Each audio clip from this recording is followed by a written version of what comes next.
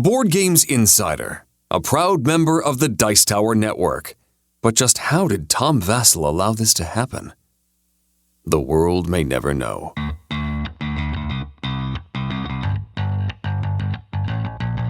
This is Board Games Insider, where publishers Ignacy, president of Portal Games, and Stephen Bonacore, president of Stronghold Games, discuss the hobby board game industry from the inside, providing you with news, advice, and a look behind the curtain into both of their companies.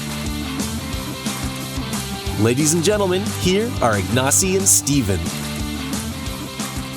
Hello, Ignacy, Portal Games. And this is Stephen Bonacore from Stronghold Games and Indie Games Studios. Ignacy, this is episode 107. We're recording this on May 21st. And wow, all kinds of things going on. Big things going on in the industry. Awards being given out like crazy. How you doing, my friend? I'm very well, thank you. I'm very happy. Good things happened, as you know. But of course, there's always a but because I'm from Poland and I'm complaining all the time. Next week I'm going to UK Game Expo and I already have this fever that I'm afraid of planes. So I'm very happy on one hand, but already I'm thinking about me, airplanes, airports. Oh my God. Oh, yeah, but how long is that flight? Come on, what is that like? 1 hour. Walk an hour. An hour. You just close your eyes. I know. I just got back from Geekway to the West, which was just fantastic. What a great time. It is such I saw pictures. Looks super fun. I got some beer from some fans. Thank you so much for the wheat beer that they gave me. It was beautiful. A wheat peach beer. That was great. And it was just a great time. Great energy at this convention. I mean, even sales were much better than last year. So we were showing some great games. Yes, I saw pictures with sold out. Yeah, nice. It was good. It was just this. It's just a convention that has such great energy to it. I don't want to say it's becoming my favorite, but it's really close. If not, I mean, all of these nice middle-sized conventions like BGG Con and Dice Tower Con and now Geekway to the West. They're just so nice to be at and so much more like relaxed environment than being at like the really big ones like Origins and UKGE and of course Gen Con and Essen. So great time had by all, I think. Yep. So why don't we go into what's happening over there at Portal Games? What's happening? Portal Games. Besides one of the things that we'll discuss in the news section, which made a lot of splash in the office. But besides that, of course, lots of work.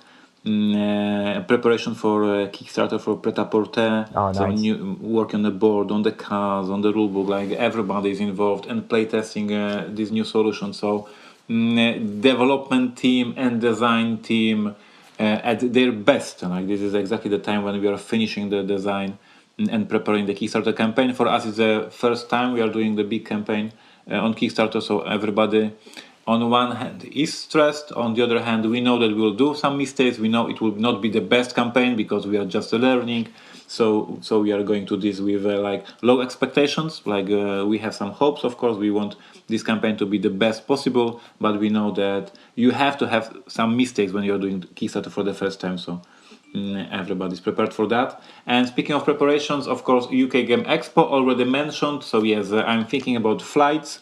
My wife is thinking about killing me, but besides that, lots of things prepared for UK Game Expo. As we discussed last year, UK Game Expo grew very fast over the past few years, and now is one of the major conventions in Europe. So we are treating it very carefully and very seriously. We have the pre-release of the game, such as Roll and Ride will be pre-released at UK Game Expo, and especially for the convention we prepared a special blog of paper, of sheets of paper with the dedicated buildings that reference to England, so you have Stone Age and different other buildings, and we will have 100 copies of this blog for the first 100 customers who will come to our booth and get this unique promo, so we are very happy with that. I'm preparing seminar, 20 years of Portal Games, fun anecdotes. So you would never believe what I'm going to tell in the seminar. It will not be recorded. It is off the record. I'm telling about all these mistakes and funny stuff I did over the past 20 years. You can imagine that in these 20 years, I made some funny mistakes. So I'm sending a spy to record the whole thing, so then I could use it against you on the show. We do this seminar in Poland, and it is basically stand-up comedy. 1 hour, people just rolling, laughing. So I will do my best to make some laughs also in UK. And yes, and this is much pretty each. We have pre-orders for Imperceptor's Roll and Write. It is scheduled for late June as a release, pre-release at UK Game Expo. You can pre-order the game right now from our website with additional bonuses. So go to our website and see what we have for you, because we have additional blocks of paper with additional boards. And Gen Con events are open, I guess, open for every company. So for Stronghold Games, for Portal Games, and everybody else who does interesting events at Gen Con. And at Gen Con, I will do the same seminar. So you can already go to Gen Con website and sign up for this event. I guess Steven's event is on Thursday. Do I remember correctly? On Thursday. And mine is on Friday. So the next days you can go first to play Rock and Roll and Write. And then the next day you can go to see stand-up Ignacy comedy central show with me talking about my first sport board game I did, about my first wooden beats board game, and all these crazy things that I did when I was learning how to publish games. And I did all these mistakes, which are now funny. Back then, they were not funny at all. Is that's the event at Gen Con too? You're going to be doing the history? It is in the same room as you're doing Roll and Write. Oh, that's so cool. So we have like 100 seats, and I promise that I will do my best to make you laugh for 1 hour nonstop. That's great. That's really cool. So yeah, so just I'll start with that. Then you mentioned the Gen Con event. Yeah, the events opened up, and I believe my event's already sold out. We sold out 80 seats or something like that in like 15 minutes. It was just like bang. I don't know how to check it, so maybe mine is sold out too. I don't know. I hope you will find some spaces. Like I was at Geekway to the West, and Vinny Salzillo of Envoy just said, you sold out almost the entire, like 79 of 80 seats in like 10 minutes. So nice. I was like, wow. Nice. So I don't know if we can add some more seats or anything like that, but it has to do with table space and the size of the game that we're doing and stuff. So we have to see if we're going to, I doubt it. I think it's going to be just sold out. And maybe, who knows, maybe we can add a few people at the last minute or something like that. But anyway, so yeah, Rock and Roll and Write, starring Stephen Bonacore as Elton John. That should be very, very funny. There could be some singing that goes on there too. We'll see if I can make that happen. That'll be epically fun. But come play Roll and Write games like Gone Shun Clever and Bricks and Dizzle. We'll talk a little bit more about Dizzle in a minute. And it's going to be epically fun. Absolutely. What else at the Stronghold? So by the time you hear this, the Kickstarter for Agiza Shifting Sands Edition has begun. That opened up. That will open up tomorrow as we record, but by the time you hear this, it'll be open for about 7 days. And that is for the new edition of Agiza, which came out 10 years ago. It's been out of print for a while. We've redeveloped it. You can play the game the way it originally was, or you can play it with some added content to it. Very exciting Kickstarter for us. This is the first one we're doing for a reprint of an older game, right? So we did a game. We did Aftershock by Alan Moon, right? We did that one, brand new game, and then we did the expansion, Terraform Mars Turmoil, and now Agiza Shifting Sands Edition. So check that out on Kickstarter. Oh, what's be a good idea to mention that the Stronghold Undead Second Edition, right? That's going to be delayed till September to get everything ready, right? So you're going to do that after you take care of Pret-a-Porter. So what else is going on? We have a store splash right now across the United States, Subtext by Wolfgang Warsch. Wolfgang being like the hottest designer in the industry right now, and he's responsible for several of those roll and writes I just mentioned. So we're doing the store splash. You can check out Subtext, which is a sort of a party game, 4 to 8 players, light drawing game where you have to draw subtly, not well. And that's going on across the U.S. So check that out in your friendly local game stores. On pre-order right now, first of all, available already, let's mention Second Chance by Uwe Rosenberg. That's a flip and write game that's already available. And then pre-orders are continuing right now for Twice as Clever by Wolfgang Warsch. That street dates on May 29th. Plus Bricks, also by Wolfgang. Street dates on June 12th.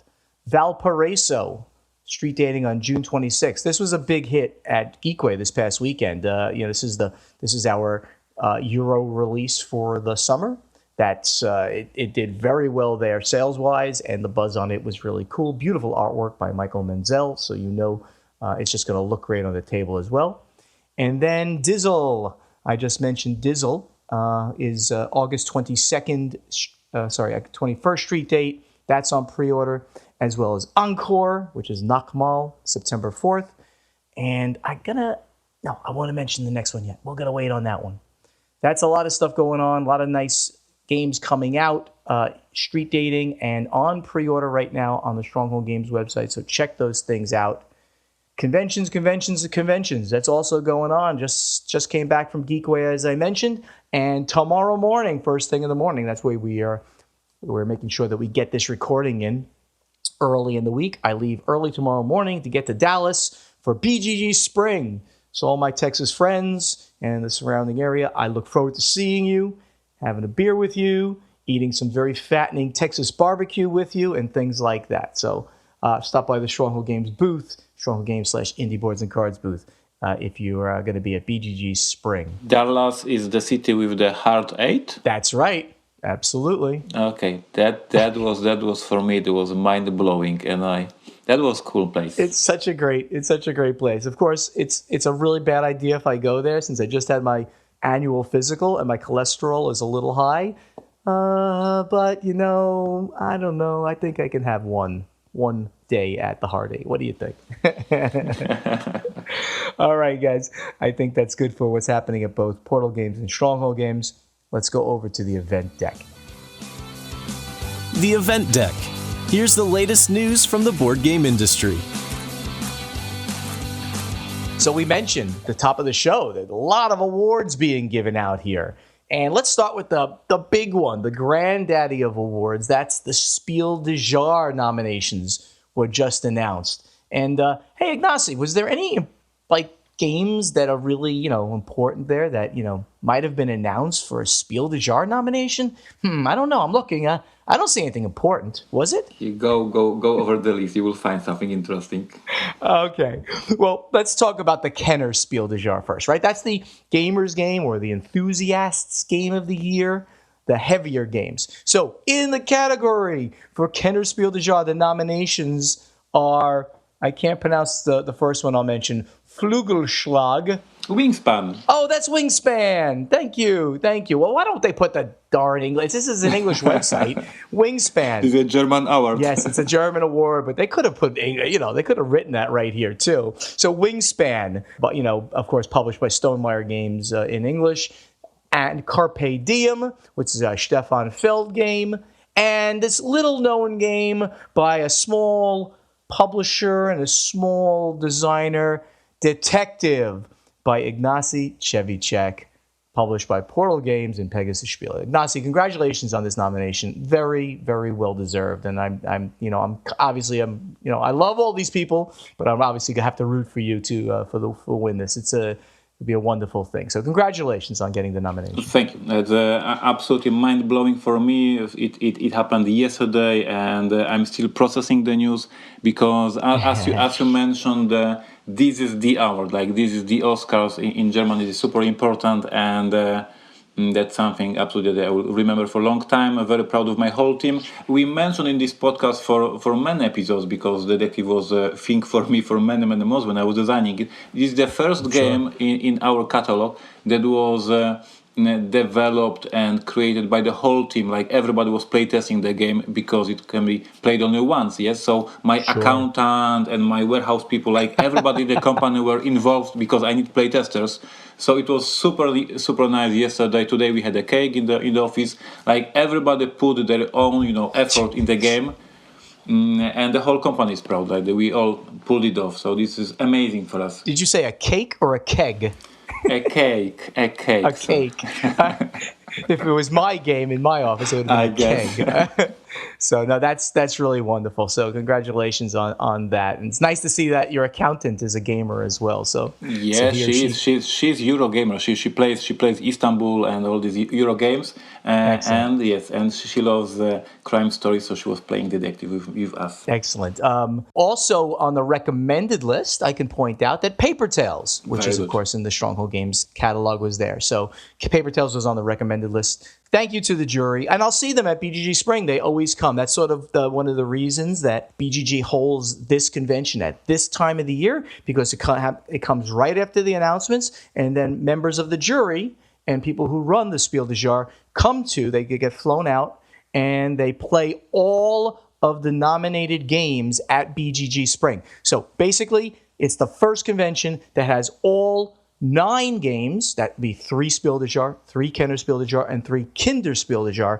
All those games are out on tables for everybody to play. So that makes this convention very special. Even though it's not that big of a convention, maybe only 1,500 people, it makes it a very special convention from that perspective. We have to make sure that we announce the Spiel des Jahres nominations. Of course, this is the game of the year. This is the big one. Like you say, it's the Oscars of this. So just one, and that was published by Repos Asmodee. Correct. Llama, which is a Rainer Knizia game, which is very nice. Rainer nominated again from Amigo Spiele.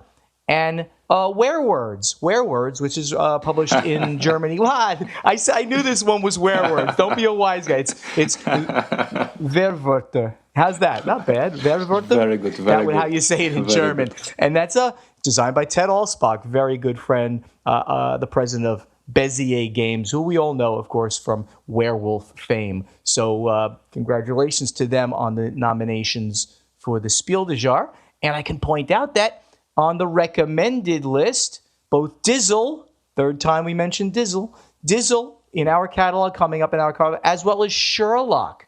And Sherlock is a sort of a puzzle game. You're solving a crime. And guess what? That's going to be coming out under the Indie Boards and Cards brand later this year. So very excited about all of those games. Congratulations. On Spiel des Jahres, if I may mention once again, because we educate in this podcast, we mention it every single year, but we have new listeners, so let's say it once again. If you get Spiel des Jahres award in Germany, that means your game will be on the shelf in mass market, like in every single mall, in every single toy store, like in every single bookstore. Like, this is the thing. The numbers we are talking about is 100,000 copies on 15. Like, this is insane what's happening when you get this award. And that's why I said it is the Oscars, because of course Golden Gig is very important. Of course Dash Tower awards are, like, all these awards are very important. But when the Spiel des Jahres comes, it's like no, like, this is no competition. Like, this is the award in Germany, and bookstore owners, toy store owners, everybody has to have this game on the shelf for the whole year. So this is very important. Yeah, so that's a very good thing to continue to drive home. For the German publisher, it will change their life overnight. If you're a small German publisher that we're barely squeaking by, you win this award, you're going to sell in German alone. I've heard the numbers closer to 300,000 units immediately. You'll print them. They'll be in every store that happens to sell a game across Germany. And then, of course, other people will pick up the licenses for these games to put out in every other language, and it makes the game a worldwide success as well. Yeah, without giving away my numbers, but just give you some perception. Yesterday, after the awards were announced, 1 hour later we have a phone call from Pegasus Spiele, our distributor in Germany, and we have a very sweet number ordered, and it is just nomination for Kennerspiel. So this is not the main award. Right. Kennerspiel is just the smaller award, and we were just nominated, and I already sold like nice number of games just because of this news, of this press release that it is on nominated award. So this is huge, absolutely huge, and for me it's a dream coming true, basically. Congratulations again. And the final portion of this award is the Kinderspiel des Jahres, the children's game of the year, and the 3 games that are nominated are Fabulantica by Marco Teuber. I assume that's the brother, cousin, sibling of Klaus Teuber, right? Son. Is it? No, it's Teubner. I guess Klaus has a son, and he runs the whole Cotton Okay. company, and I guess it's the same person. Very good. Go Gecko Go. Hey, that's something near and dear to my heart because we have plenty of lizards out here in Florida. Oh, but by the way, Fabulantica is published by Pegasus Spiele. Go Gecko Go, published by Zach Games, and Tal der Weekenger is published by Haba, great children's company. So there are the Kinderspiel des Jahres games. Good luck to everybody. The winners will be announced on June 24th in a ceremony in Hamburg, Germany. So we will wait to see what happens there. So this is going to be our award show, as we sort of implied. And the next thing we'll talk about are the Dice Tower Award nominations. So before we move into that, a short story from Portal Games offices. Okay. So during the weekend, Tom and the Dice Tower announced the awards. We will talk about them in a moment. And spoiler alert: there was some nominations for detective. So the first thing in the morning on Monday is me having meeting with my marketing department and say, guys, we get 3 nominations for detective. We need to promote that. Let's write the press release. Let's do the artwork assets. We need to brag about the awards. And so my whole team is working on the Dice Tower Awards assets and press release and the news. And I'm sending newsletter and all this jazz. And in the middle of the work, we have the news. Hey, Ignacy just got nominated to Spiel Des Jahres. And the whole work is just, what are we doing? So it was very funny that we send newsletters, we send everything about the Dice Tower Awards. Yep. And in the middle of this whole operation, hey, by the way, Spiel Des Jahres, look at this. And that was insane Monday. That's great. Yeah. It's good. It's good to be getting some awards, Ignacy. It's very good. So in the Dice Tower Awards, there's a lot of categories. So we'll just do some highlighting. Lots of categories. They have Best Family Game of the Year, and certainly My Little Scythe is up there, Fireball Island. Best Artwork. You have games like Grim Forest and Root. I mean, you can see that the Dice Tower, they like to spread out the awards, and they like to talk about lots of games. Most Innovative Game, guess what? What's on this list, of course, is Detective. Congratulations again. That's the one you were going to be proud of until, of course, the Spiel des Jahres came up. Best Reprint, we get Fireball Island on that list as well, Endeavor and High Society. Best Strategy Game, Root and Brass Birmingham. Underwater Cities, yes, that's on the list. Best Expansion, why don't we talk about that? Hey, what do we got here? We have Terraforming Mars Prelude, yay! Scythe, Rise of Fenris. Again, they've got a lot of categories and a lot of nominations, so we're just kind of quickly going through. Just few mentions. Best New Designer, Wolfgang Warsch. Of course. If Wolfgang is not winning this, I'll be surprised, because this was his year, right? It really was his year. He really hit a big home run this year, so that was big. So yeah, I would imagine, and I'll certainly be very proud, very happy if Wolfgang does win, because we have now 4 games of his in the catalog, which is pretty good. And then the last thing we'll talk about maybe, best theming. We have to stop at best theming, because what else is in there? It's Detective. We got 3 nominations for Detective: Best Team, Best Co-op, and Best Innovative. But of course, the most important Game of the Year. And it is interesting to see these games. These are the games that are literally the most discussed over there. Like there is, I'm looking at the list, and there is no single, I would say, surprise. Like it is very close to what we saw on Golden Geek Awards nominations. For me, if I can brag a little bit, yes, because I love to brag. As you guys know, we do Polish editions of games in Poland. Like I'm a publisher in Poland, yep. I'm releasing games. So out of these 10 games nominated for the Game of the Year, 5 of them are published by Portal Games in Poland. So we basically dominated this. So here in Poland, we do Root, congratulations. We do Teotihuacan, congratulations. We do Underwater Cities, congratulations. We do Rising Sun, congratulations. And we do Architects of the West Kingdoms, congratulations. So half of the games nominated for the Game of the Year done by Portal Games in Poland. All of these games are absolutely amazing. Brass, I love Brass. And The Mind, I don't understand it, but I respect this. Chronicles of Crime, the other detective game, amazing as well. So, like, great choices. Like, there is no title I would say I'd like to discuss it. No, I accept it. Yeah, I mean, this is it's a great grouping of games, very modern, mechanically, outside-the-box thinking to the maximum of like a game like The Mind. Just very well done all around. So congratulations to all those on the nominated list, and we'll find out at Dice Tower Con in first week in July. I'll be there to see who won. Ignacy, I'll call you as soon as you won, hopefully. So the final awards, I believe the final awards that we'll talk about are the Origins Awards. Again, these awards are wonderful. They don't have the same gravitas, the same weight and depth of importance as the Spiel Des Jahres, but they are certainly wonderful to win, to be nominated regardless. And really, at the Origins Awards, they have lots of categories and some of them, all hobby things, but lots of them are not applicable to us because we do board games and we do card games. So let's talk about those in particular. Board games, we have very similar lists in a lot of ways to what we just talked about.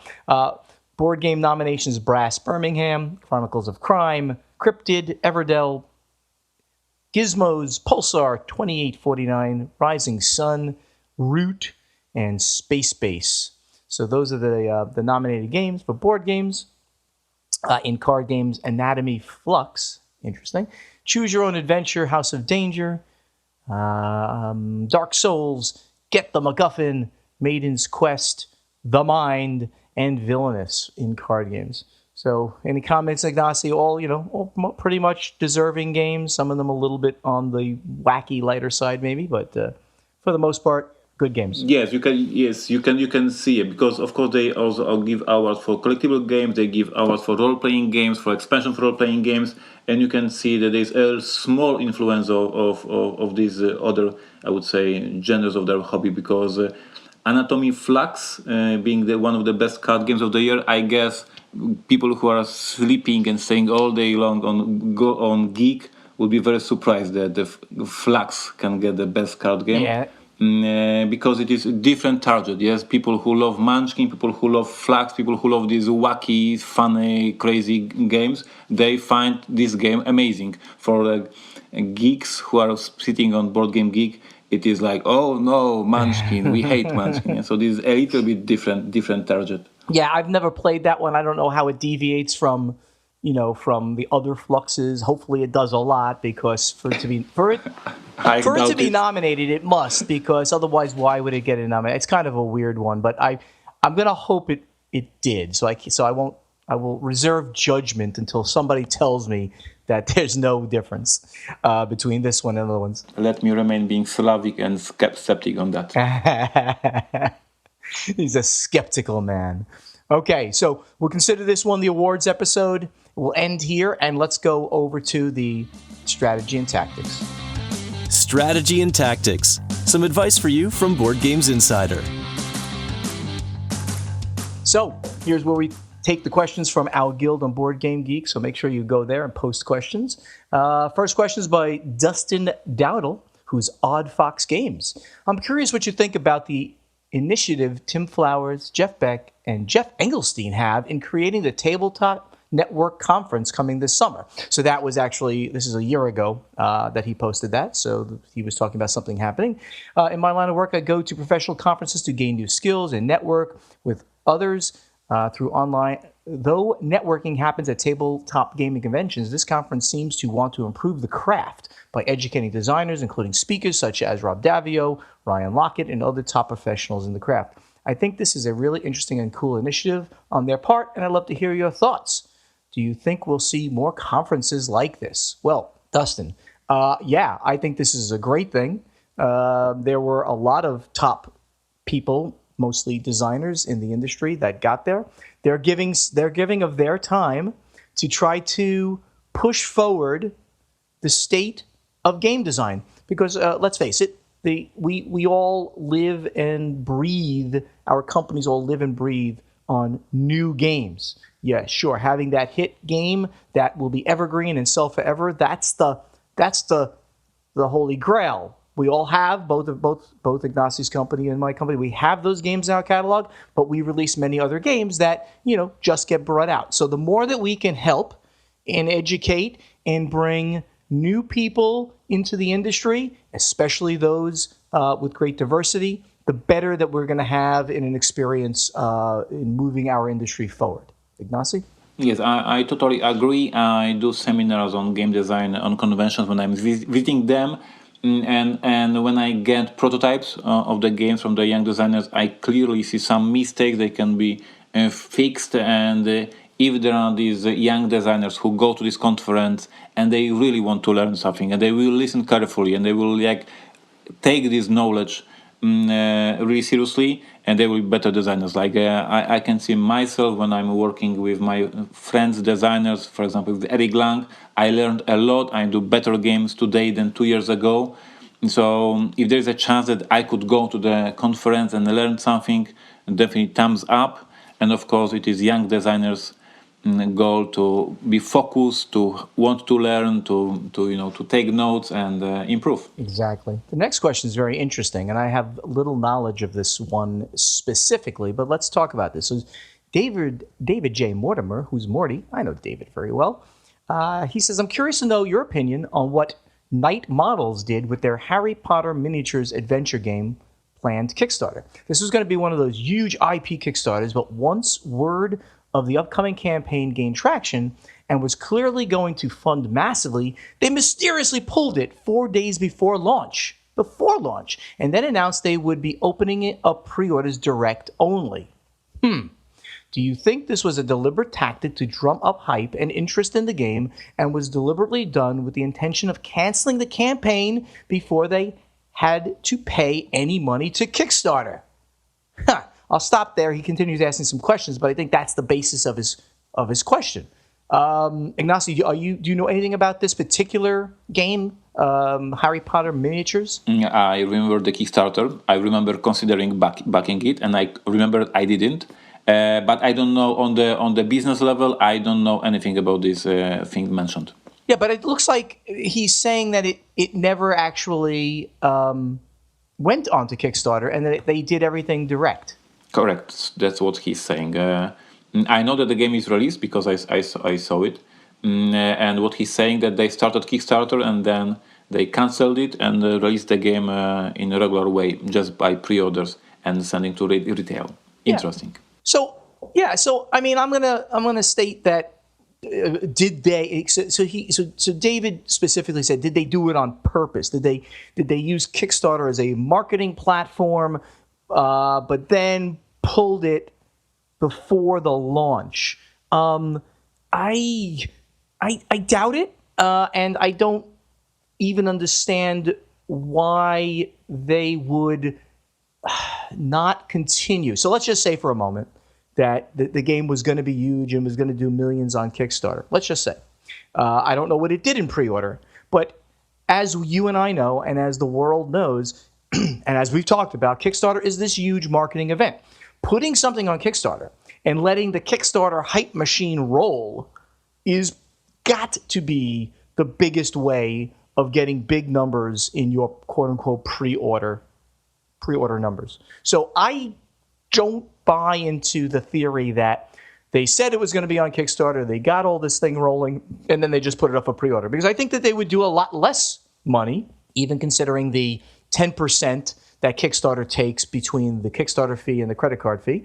Even considering that, I would think that they would get a lot less money from just doing direct pre-orders.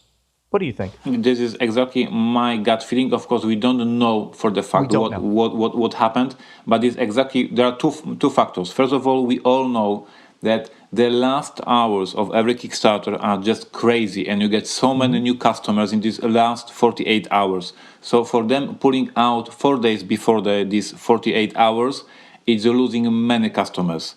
And the next thing that you already mentioned, you cannot believe that if you're moving it from Kickstarter, all these customers who already said that they are going to support you will move after you and go to your website and to once again trust you and buy the game. So for sure, they lost customers. Like for me, it's a no-brainer. So it's very mysterious that they decided to go from the Kickstarter, but it's unlikely that they did it to earn more money. Yeah, I'm going to go with this. I'm going to say I don't think that they pulled it, because, not launched it because of that. And I think that if you do pull something, let's say we did Terraformers Turmoil, and it did 1.4 million, and we had 26,000 crazy numbers, and all of a sudden we pulled it and then went direct. Yeah, you're going to have all these angry people. Number one, they're not going to follow you. So I don't, David. I got to disagree. I don't think that they did this for any reason other than some internal reason. And if they did specifically to save Kickstarter money, I think that they probably lost on that deal. That's speculation only, but that's what we're going to guess. Dick Renzema, who's Dutch Yoda. I know. Oh, Dutchy, yeah, Dutch Yoda. He's on Twitter all the time. He asks, I have a question considering expansions and country-specific distribution, because English is not always the preferred language for one in my game group, mostly children who are pretty new to English. I did get a Dutch version if available, but more often than not, the distributor doesn't carry expansions. If it didn't sell well, then they don't get the expansions. So I have to get the English version, which messes up my collection. It isn't that bad for language-independent games, since I can translate the rules myself, but it's annoying if it's not the case. Do you include possible expansions in your deals with other distributors, or are they handled separately? Well, it only makes sense, Dick, to give the expansion rights to the publisher who takes the base game. That's what you want, because they're going to publicize those things together. But you can't force them to. I've never seen a contract that says, and you must also do every expansion or every add-on or everything as well. It really has to be what they can afford to do, what they believe their market will bear. And there's really no way to improve that. I'm sorry that occasionally in Dutch you've seen it where only the base game came out, but not the expansion. But there's really no way to police that any better than it is. The publisher has got to make the decision if they can sell enough. And if you think about it, you can't just print 100 games. There is zero way that can happen. You've got to print 1,000 games or something like that to make it economically viable. Ignacy? Yes, this is exactly the case for what happened for us in the French market. So in the French market, we work with Asmodee for Robinson Crusoe, for Imperial Settlers, and a couple of other titles. And as you can see, Asmodee is growing. They are changing their policies. They are adjusting to the changes in the market. Sure. And last year, they decided that they will no longer support Imperial Settlers with the new expansions because of the sales levels, blah, blah, blah, blah, blah, blah, right? And when we were debating about Detective, and we knew that Detective needs expansions, needs new cases, like this game is, you need new cases, you need expansions.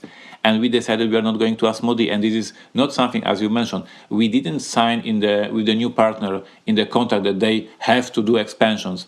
But we already knew that Asmodee is not very interested in doing expansions for the base games. So we said, okay, this is not a good partner for Detective, and we went with the Yellow, the different partner for French market. So basically, this is a very big problem for the games that have a constant support of expansions. And when you are looking for the partner, that you see in their catalog already that they have games that they support for a long time. And for me, it is a very important factor, because most of my games, like Imperial Settlers, like Robinson Crusoe, like mentioned Detective, we do expansions for the games. And we are looking for the partners that we see in the catalog, they support this strategy. So it is very important for us. Sure. So we need to, as publishers, pick people that we have we believe will continue supporting the game going forward, and expansions are definitely one of those ways to support a game. Okay, I think we need to move on. I know I'll be the bad guy this time. So let's go to the final scoring. Ta-da! Final scoring. Let's find out what's happening at Portal Games and Stronghold Games. All right, guys, thank you so much again for listening to us. Remember, the Guild on Board Game Geek. It's the #1 place to find out things about Board Games Insider. So go over to Board Game Geek, find the Guild under podcast, Board Games Insider, post your questions in the correct forum there. They'll be, if they're good questions, we will take them on the show. Board Games Insider also has its own Facebook page, which is /Board Games Insider. And don't forget, Also, both Stronghold Games /Stronghold Games and Portal Games /Portal Publishing have their own Facebook pages, so go check them out. We're constantly posting new and interesting things up there. Don't forget the company websites, strongholdgames.com and portalgames.pl, and of course the new portalgamesus.com. We keep all of those things updated with the new content, the new games coming out, the pre-orders. You can go there and get all of that information at any time. If you want to talk to Ignacy and Steven, how do you do that best? You hit Twitter. Go onto Twitter, and it's at Stronghold Games and at Chevychek, and you will be talking almost exclusively to both of us when we respond to different things. On Instagram, it's the same handles, at Stronghold Games and at Chevychek. Ignacy, you need to get like an at Portal Games instead, because no one could spell this name. All right, anyway. And on YouTube, check us out over there as well. We have YouTube channels. Upcoming cons, like I said, I just got back from Geekway to the West. I'm leaving tomorrow morning for BGG Con Spring. And Ignacy leaving very soon. Not soon, but about a week from now, right? To the UKGE. I know. Very good. A very short plane ride. You know, you go to UKGE, it's an hour. I go to BGG Spring, it takes half a day to get there. So just, you know, when you're complaining, think about my problems transferring in planes and crazy things like that. There's a factor of problems here. I want you to know that. When I complain, I think only about my problems. After that, I'll be at Origins, of course, and then the Dice Tower Convention East in Orlando, Florida. Hey, and if anybody wants to meet Pauline, who you've heard me talk about, she's my director of administration. She might be going to there too. It's her first show where she's going to be coming to as a at first consumer show. She's only done the trade shows in the past. Share this podcast, everybody, with your friends. Please mention how wonderful that Steven and Ignacy are. Tell them about Board Games Insider and that we do these really short podcasts, which have now gotten longer and longer. We're in the 42nd minute of this podcast. That's amazing. Ignacy, you have anything cool to surprise people with right now? I have one small announcement that was not yet announced anywhere because it was decided a couple of days ago.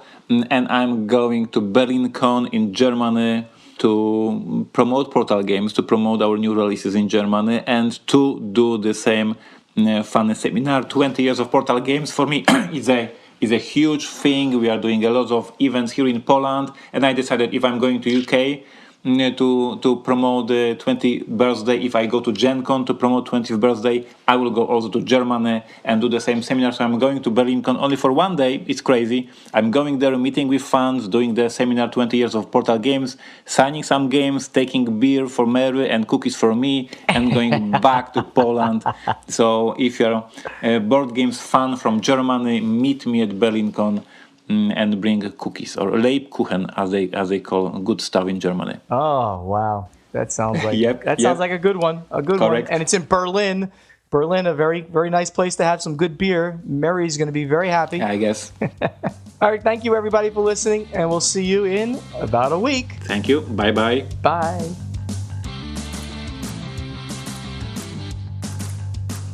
Thank you for listening to Board Games Insider with Ignacy Chevychek and Steven Bonacore. Board Games Insider has been made possible by you, our listeners and hobby board game enthusiasts. Ignacy and Steven thank you greatly for your support of their companies and the hobby board game industry. Follow both Portal Games and Stronghold Games on Twitter, like both companies on Facebook, and sign up for their newsletters on portalgames.pl and strongholdgames.com. Please join us next time on Board Games Insider. You're listening to the Dice Tower Network, the home of smart people, insightful board gaming commentary, and Steven Bonacore. Find out more at dicetowernetwork.com.